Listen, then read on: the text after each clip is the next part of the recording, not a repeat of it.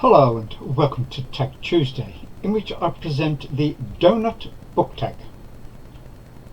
The original tag was created by Josh at Literary Gladiators, and I'll provide the link to his video in the show notes below.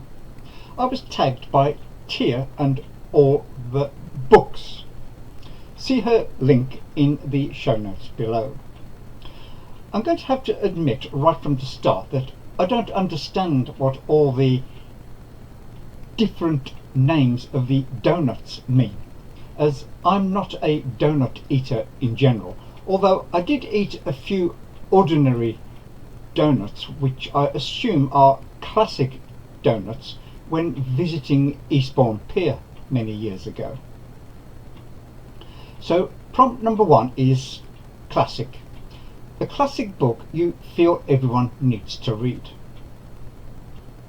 There were so many to choose from and I wanted to avoid the obvious, but in the end for this prompt I'm going to choose Barchester Towers by Anthony Trollope, because I believe that once you've read this masterly work you will want to go on to read as many of Trollope's works as possible, and it will begin a lifelong love affair with his works. Number 2, Vanilla Frosted, a simple but engaging work. For this prompt I've chosen the number 1 Ladies Detective Agency by Alexander McCall Smith. Precious Ramotswe opens a detective agency in Botswana and employs the delightful Grace Makutsi as her secretary. Grace proudly scored 97% on her final secretarial examination and lets everyone know it. Precious is a gentle but determined lady detective, and with her shrewd intuition and sharp intelligence solves the little conundrums of human behaviour that her clients bring to her. McCall Smith has created a warm, simple but captivating work with delightful characters in a witty and engaging style. Number 3, Chocolate Frosted, your second favourite work from your favourite writer. For this prompt I've chosen The Belton Estate by Anthony Trollope, which was a delight from beginning to end. Clara Amidros is the only surviving child of the elderly squire of Belton Castle in Somersetshire. At 25 she is old for an unmarried woman. Her father's income and savings have been dissipated to pay for the extravagances of her brother, who subsequently committed suicide. Since her father has no living sons, his estate, which is entailed, will pass upon his death to his distant cousin Will Belton. Despite her poor prospects, she has 2 eligible suitors. Within 4 days of making her acquaintance, Will proposes marriage to her. Will is warm-hearted, kind and generous, and these qualities make a strong impression on Clara. However, she believes herself in love with Captain Frederick Aylmer, although he has given no clear signs of feeling that way toward her.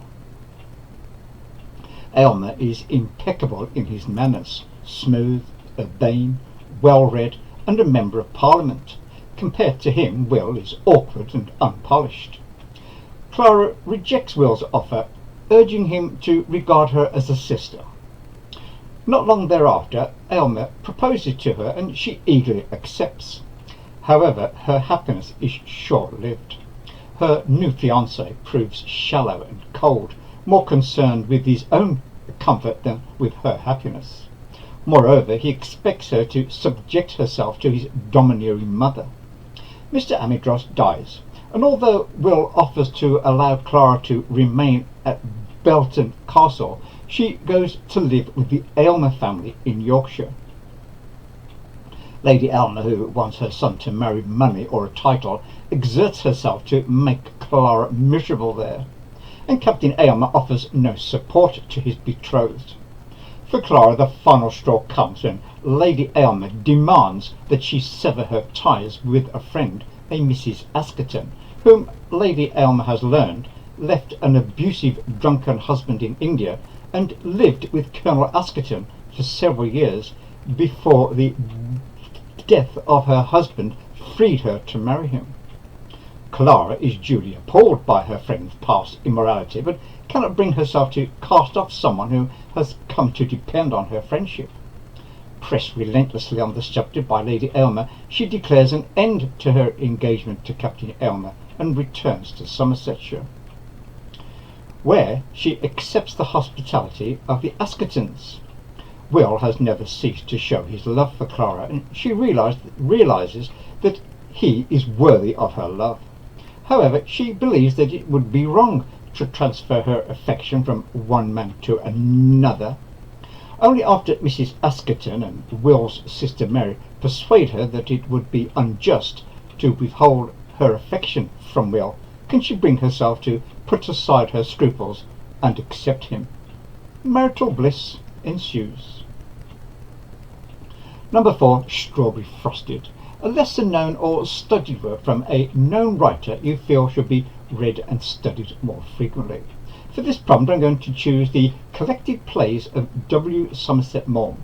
Before Maugham became a brilliant novelist and a master of the short story, he was an enormously successful playwright, and although some may consider his plays to be dated, they are nonetheless every bit as enjoyable and worthwhile as his novels and short stories, and should be read and studied more frequently.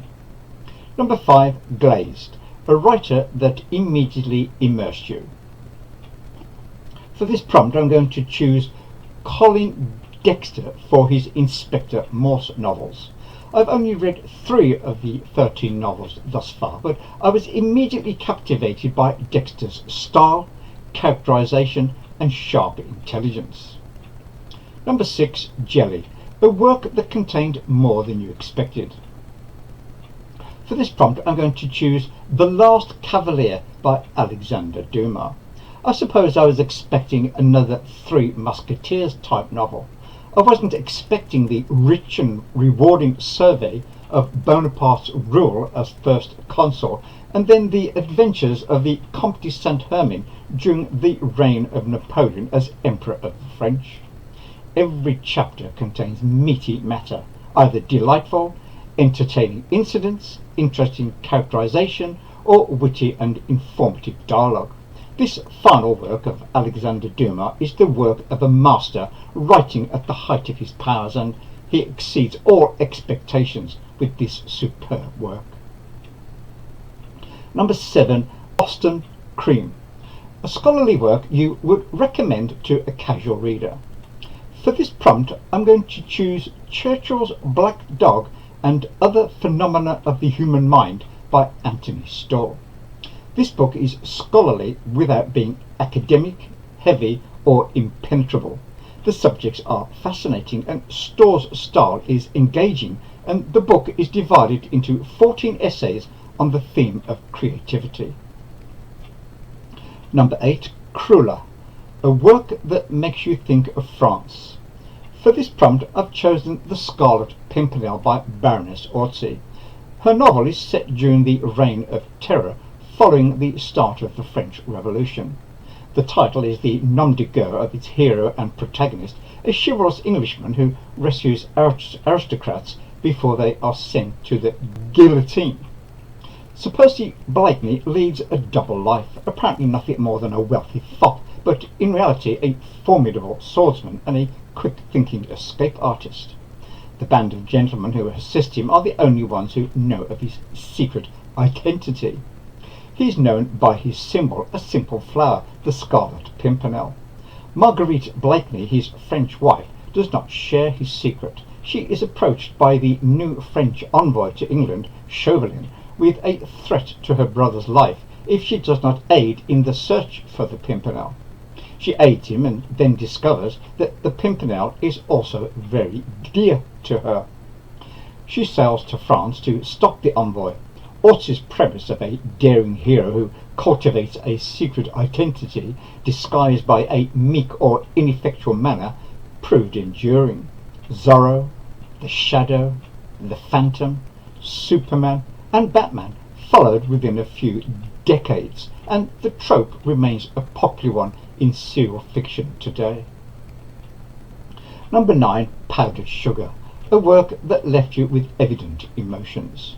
For this prompt, I've chosen Galileo's Daughter by Dava Sobel, which is a moving and touching account of the relationship between Galileo and his daughter, Sister Maria Celeste, who was a nun, but who had a close and loving relationship with her father, and supported him during his trying period while he was trying to prove his scientific theories, while being opposed by a hidebound and oppressive Catholic Church to which they both belonged.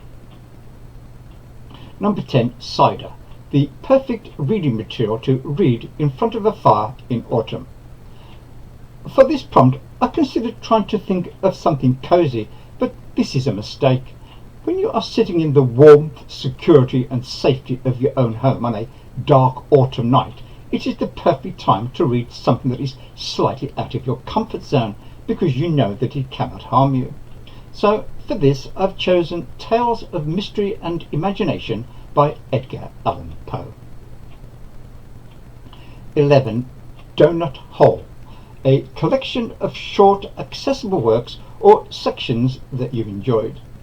For this prompt, I've chosen the first Rumpole Omnibus by John Mortimer, who rose to enduring fame on Blood and Typewriters, told the pregnant Portia of the Chambers it would come out in the end, advised Guthrie Featherstone, QC, to adopt a more judicial attitude, returned to the tender gloaming of each evening via Pomeroy's and a glass of Chateau Fleet Street to She Who Must Be Obeyed. The answer is Horace Rumpole, whose legal triumphs, plundering sorties into the Oxford Book of English Verse and less than salubrious hat, are celebrated here in this first omnibus edition, which includes Rumpole of the Bailey, The Trials of Rumpole and Rumpole's Return. John Mortimer's hilarious Rumpole, which fans of Sherlock Holmes and P.G. Wodehouse will love, sees the magician of the Old Bailey at his unpredictable and brilliant best. 12, Raspberry Frosted, a book you would recommend to Homer Simpson. I have no idea what Homer Simpson's tastes are, so I pass on this one. 13, what is your favourite kind of donut? If I had one, I'd have to say classic. 14, time to make the donuts, as per Dunkin' Donuts. Who do you tag? See the next screen, you are tagged. And now here is a quick recap of all the books, and I'll be back on Friday with The Little Old Log Cabin by Robert William Service.